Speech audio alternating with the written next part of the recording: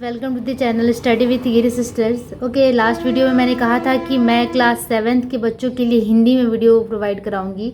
तो हाँ, मैं चैप्टर 2 आज से हिंदी में स्टार्ट करने वाली हूँ और चैप्टर 1 रह भी जाए तो कोई नहीं, उसे भी हिंदी में एक बार मैं बना के आप लोग के लिए यहाँ पे पोस्ट करूँगी। ठीक है, तो जो स्टडी विथ गिरी सिस्टर है, इस चैनल को आप प्लीज़ सब्सक्राइब कर लीजिए ताकि आपको सारे सॉल्यूशंस मिलते रहे।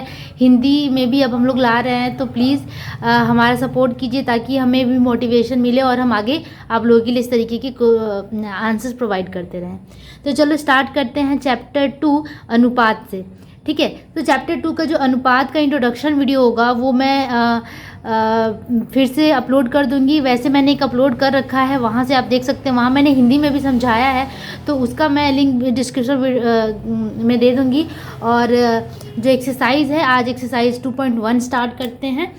तो एक्सरसाइज 2.1 हम स्टार्ट करते हैं। ठीक है, और इंट्रोडक्शन आप प्लीज़ देख लीजिएगा ताकि जब तक आप इंट्रोडक्शन नहीं देखेंगे आपको समझ में नहीं आएगा कि अनुपात है क्या। ठीक है, हम डायरेक्टली यहाँ पे एक्सरसाइज के क्वेश्चन सॉल्व करते हैं। ओके, तो आप यहाँ देख सकते हैं कि बनाकर देखें 2.1 में क्या है। 1 किलोग्राम चावल का दाम अगर 40 रुपये है, ठीक है, और 1 किलोग्राम दाल का दाम अगर 100 रुपये है, तो दालों के दाम का अनुपात, चावल और दाल के दाम का अनुपात निकालना है। ठीक है, हमें यहाँ पे अनुपात निकालना है। तो 1 किलोग्राम चावल का भी दाम दे दिया है और 1 किलोग्राम दाल का भी दाम दे दिया है। ठीक है, तो इन दोनों का हमें अनुपात निकालना है। ठीक है, तो सबसे पहले हमें करना क्या होगा कि जो क्वेश्चन है कि 1 किलोग्राम चावल का दाम, तो उसे लिख लेती हूँ मैं। 1 किलोग्राम चावल का दाम कितना दिया हुआ है, 40 रुपीज़, इतना रुपया है। ठीक है, इतना रुपया, 40 रुपया। 1 केजी चावल का दाम है 40 रुपया और 1 केजी दाल का दाम, 1 केजी दाल का दाम ये भी दिया हुआ है कितना, 100 रुपीज़ है। ठीक है, तो दोनों के दामों का अनुपात हमें निकालना है। तो पहले चावल दिया हुआ है, अगर इस तरीके से क्वेश्चन होता है कि दाल से चावल का अनुपात निकाले, तो दाल वाला पहले लिखते हैं और चावल बाद में लिखते हैं। बट यहाँ पे चावल और दाल ऐसा कुछ मेंशन नहीं है, डायरेक्ट लिखा हुआ है कि इसका अनुपात निकाले। तो हम चावल से ही स्टार्ट करेंगे क्योंकि पहले चावल दिया हुआ है। ठीक है, तो चावल और दाल के दामों का अनुपात। मेरी थोड़ी इंग्लिश कमज़ोर है तो आप प्लीज़ उस पर ध्यान मत दीजिएगा। अनुपात इक्वल्स, चावल का है 40 रुपये और दाल का है 100 रुपये। ठीक है, तो 40:100, 40 अनुपात 100। अनुपात को इस्टू से बोला जाता है, जल्दी बोल देते हैं और समझने में भी आसान होती है। ठीक है, इस्टू 40:100 हमने लिख दिया। अब यहाँ पे देखो 0 से 0 कैंसिल हो जाएगा, 0 से 0 काट देंगे तो 4:10 हो जाएगा। यहाँ से भी अब जैसे कि डिवीज़न करते हैं ना, उसी तरीके से इसे काट कर छोटा करना है हमें। 0 से 0 गया, फिर 2 से ले जाएंगे, 2 से ले जाएंगे तो 2 दूनी का 4 और 2 पचे 10। तो कितना हो गया रेशियो, 2:5 का। उसी तरीके से यहाँ पे हम करेंगे, 2 से इसको भाग लगाएंगे 4 को, तो 2 दूनी का 4 और 2 पचे 10। तो अनुपात हमारा कितना हो गया, 2:5। तो यही आपका रिक्वायर्ड सोल्यूशन हो गया, यही आपका आंसर हो गया इस क्वेश्चन का। ठीक है, तो अब हम मूव करते हैं क्वेश्चन नंबर 2 पे। ओके, तो 2 नंबर क्वेश्चन में क्या कह रहा है कि ABC एक त्रिभुज दे दिया है और त्रिभुज में सबके कोणों का मान दिया हुआ है। एक का 50 डिग्री है, जैसे एंगल B, जो एंगल B है उसका मान 60 डिग्री है, एंगल A का मान 60 डिग्री है, एंगल B का मान 50 डिग्री है, एंगल C का मान 70 डिग्री है। तो हमें निकालना क्या है, सबका कोणों का अनुपात निकालना है। ठीक है, तो अगर हम एंगल A की बात करते हैं तो ओनली एंगल A ना लिख के इस तरीके से लिखा जाता है BAC, एंगल BAC। जो एंगल होता है उसको बीच में रखा जाता है। ठीक है, इसका मतलब जो एंगल A का वैल्यू कितना है, 60, तो हम यहाँ पे 60 बैठा दिया हमने। फिर यहाँ ABC, इसका मतलब B की बात हो रही है, जिसकी बात होती है उसको बीच में रखा जाता है। तो angle ABC that is 50 degree, 50 degree यहाँ पे दिया हुआ है। ACB है 70 डिग्री, तो यहाँ पे है 70 डिग्री। ठीक है, तो इस तरीके से है। इसका मान कितना है, बस इसको क्या करेंगे, रिड्यूस कर देंगे, छोटा कर देंगे काट कर। 0 0 0 तीनों का कैंसिल हो गया, तो 6:5:7 हो गया। ठीक है, अब इसके बाद देखो ये किसी से नहीं जाएगा। 2 का अगर टेबल पढ़ेंगे हम तो इसमें 6 तो आएगा लेकिन 5 और 7 नहीं आएगा। इसका मतलब यही आपका लास्ट आंसर हो गया क्वेश्चन नंबर 2 का। ठीक है, तो अब इसी के साथ मूव करते हैं क्वेश्चन नंबर 3 पे। ओके, तो आप देख सकते हैं कि क्वेश्चन नंबर 3 में क्या कह रहा है, एक पेंसिल का मूल्य 3 रुपये है और एक लॉन्जेस का मूल्य 50 रुपये है, तो एक लॉन्जेस और एक पेंसिल का मूल्य का अनुपात कितना होगा।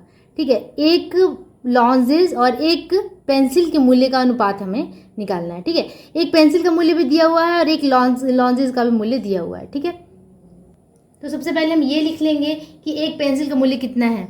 एक पेंसिल का मूल्य, पेंसिल का मूल्य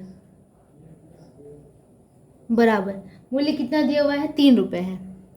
3 रुपये, एक पेंसिल का मूल्य 3 रुपये है और एक लॉन्जेस बड़ा अजीब तरीके से लिखा है, लॉन्जेंस जो भी है का मूल्य, मतलब टॉफ़ी होता है वो, का मूल्य 50 पैसा है। 50 पैसा है। ठीक है, अब यहाँ पे देखो कि इसका अनुपात निकालना थोड़ा सा डिफ़िकल्ट होगा, दिक्कत होगा, क्योंकि ये पैसे में दे दिया है और ये रुपए में दे दिया है। तो हमें क्या करना होगा, या तो रुपए में ही चेंज करना होगा या तो पैसे में ही चेंज करना होगा। ठीक है, तो इस रुपए को ही मैं पैसे में चेंज कर देती हूँ। हमें पता है कि 1 रुपया इज इक्वल टू कितना होता है, 100 पैसा होता है। ठीक है, तो 3 रुपया में कितना पैसा होगा, 300 पैसा होगा। 3 से मल्टीप्लाई कर देंगे, 300 पैसा हो जाएगा। ठीक है, तो अब ये पैसे में चेंज हो गया। अब हम अनुपात निकाल लेंगे। तो एक पेंसिल और एक लॉन्जेंस का अनुपात, मेरी हैंड राइटिंग बहुत ही ख़राब है, प्लीज़ हैंड राइटिंग पे ध्यान मत दीजिएगा। अनुपात बराबर 300:50। ठीक है, तो पेंसिल का मूल्य 300 पैसा है, 0 से 0 कट गया तो कितना हुआ, 30 और 5, फिर 5 से इसको डिवाइड कर देंगे, क्योंकि 5 के पहाड़ा में दोनों आ जाएगा। तो 5 से इसको क्या करेंगे, भाग लगाएंगे, तो 5 छक्का 30 और 5 का 5। ठीक है, तो 6:1 आया, 6:1 आया, तो 6:1 हमारा रिक्वायर्ड अनुपात हो गया। ठीक है, आंसर हो गया। ठीक है, तो अब इसी के साथ मूव करते हैं हम क्वेश्चन नंबर 4 पे। ओके, तो चौथा नंबर क्वेश्चन क्या कह रहा है, एक 50 पैसा, एक 50 पैसा, ये अलग है। ठीक है, एक और एक कंफ्यूज नहीं होना है। एक 50 पैसा का सिक्का है, एक 1 रुपये का सिक्का है तथा एक 2 रुपये का सिक्का। मतलब यहाँ पे 3 सिक्के हैं और उसका हमें अनुपात निकालना है। सिक्कों का अनुपात निकालना है, उनके मूल्यों का अनुपात नहीं निकालना है। तो पहले क्या लिखेंगे कि सिक्कों का अनुपात,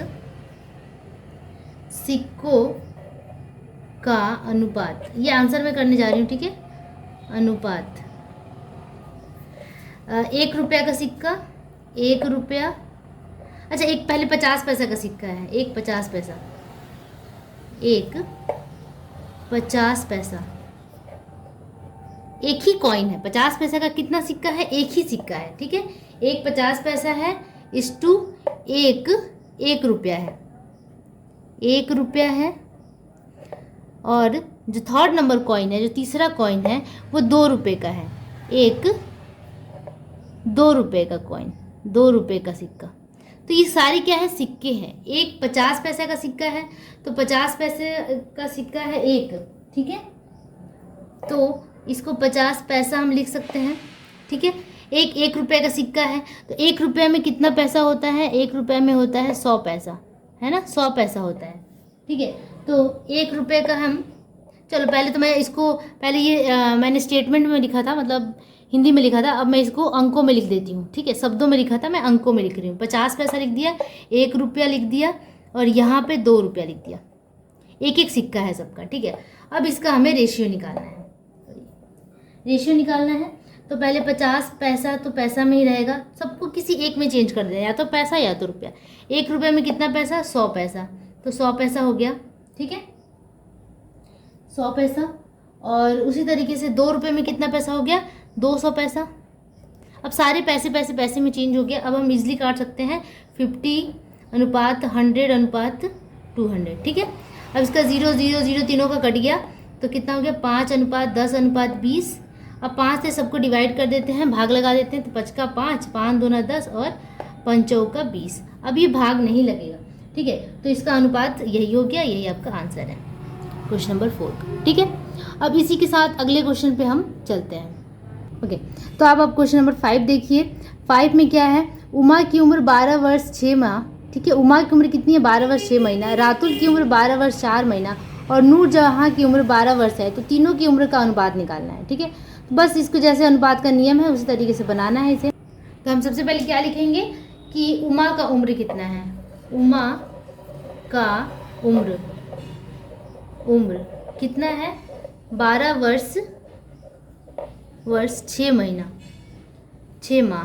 ठीक है, उमा का उम्र है। उसके बाद रातुल का उम्र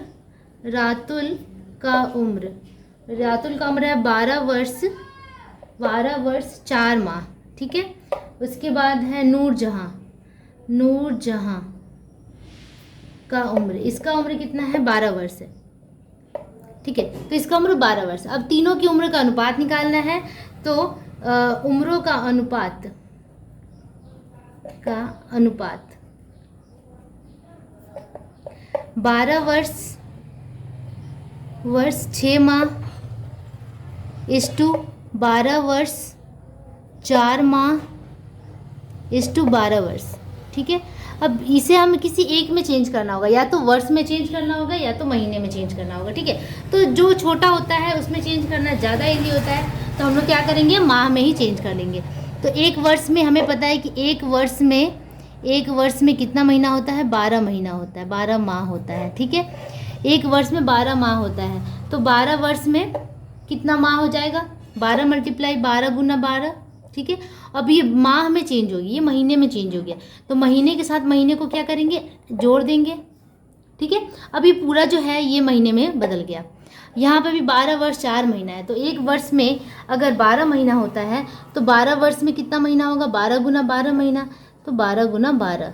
ठीक है, अब यहाँ पे 4 माह है, ये भी माह में चेंज हो गया, तो महीनों को एक साथ जोड़ लेते हैं। ठीक है, यहाँ पे भी 12 वर्ष में, तो एक वर्ष में 12 माह, तो 12 वर्ष में 12 माह।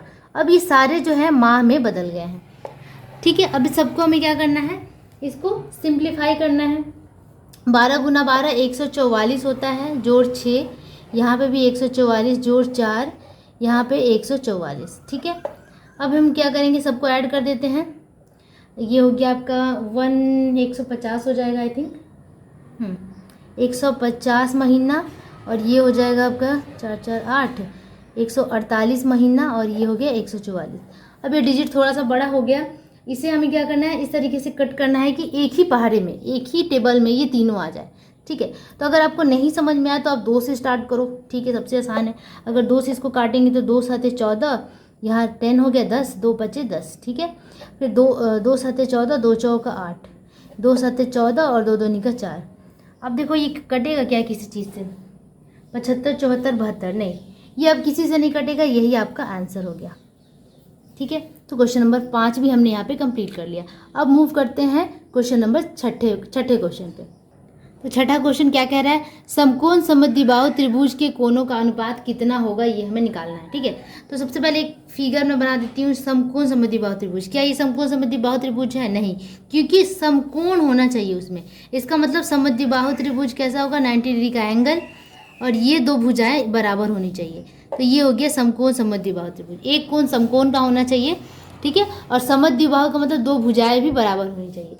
तो इस तरीके से है, अगर एक कोण 90 डिग्री का हो गया और 2 भुजाएं बराबर है, तो हमें पता है कि जब भुजा बराबर होता है तो कोण भी बराबर होता है। ठीक है, तो कोण कितना ले लेंगे, हमें पता है कि त्रिभुज के तीनों कोणों का योगफल, त्रिभुज के तीनों कोणों का योगफल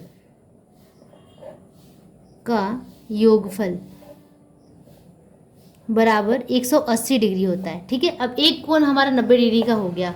ठीक है, दूसरा कोण कितना होगा, और दोनों बराबर होगा, तो तीनों को मिला के हमें 180 चाहिए। इसका मतलब कि 90 और 45 प्लस 45 को अगर हम ऐड करते हैं तो ये कितना हो जाता है, 180, क्योंकि 45 45 90 और 90 इतना। इसका मतलब तीनों कोणों का जो मान होगा, ठीक है, तो लिखेंगे समकोण त्रिभुज के, यहीं से आंसर हो रहा है। ठीक है, के तीनों कोणों का मान,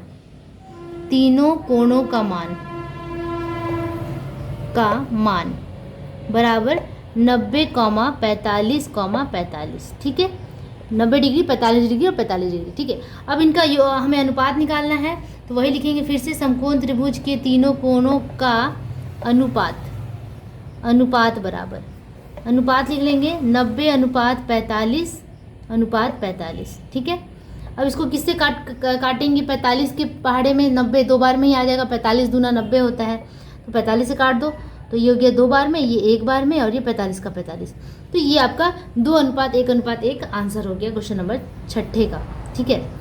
तो इसी के साथ मैं आज स्टॉप करती हूँ, 6 नंबर तक ही रहने देते हैं। नेक्स्ट वीडियो में 7 से स्टार्ट करेंगे और फिर आगे को मूव करेंगे, ठीक है। होप आप लोगों को अच्छा लगा होगा। मैंने हिंदी में बहुत कोशिश की, मेरी हैंड राइटिंग थोड़ी अच्छी नहीं है, बट आप प्लीज़ ध्यान दीजिएगा, समझ में आ जाएगा आप लोग को, बहुत ही ईजी है, ठीक है। तब तक के लिए इतना ही रहने देते हैं, और वीडियो को ध्यान से देखिएगा। अगर कुछ भी परेशानी हो तो प्लीज़ कमेंट में हमें ज़रूर बताइए, ठीक है।